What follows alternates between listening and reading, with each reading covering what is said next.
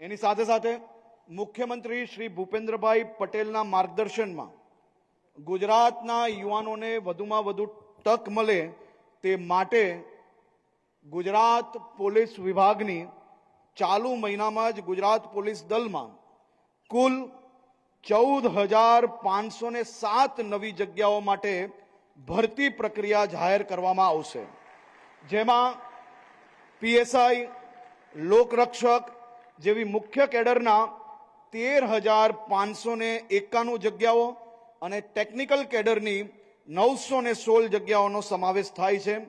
આ ઉપરાંત મેં કહ્યું એ પ્રકારે 12,500 યુવાનો જેને પરીક્ષા આપી છે, પાસ થયા છે, એવા સૌ લોકોને બી ટૂંક સમયની અંદર એમને એનાયત પત્ર આપવામાં આવશે।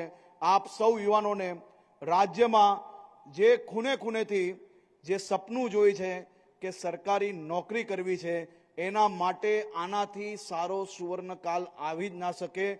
એ પ્રકારની વ્યવસ્થાઓ, ઝડપથી પરીક્ષાની વ્યવસ્થાઓ, સારી રીતે પરીક્ષા થઈ શકે, હકદારોને નોકરી મળી શકે, તે માટે ભૂપેન્દ્રભાઈ પટેલની સરકાર દ્વારા એક પછી એક મહત્વના નિર્ણય લેવામાં આવ્યા।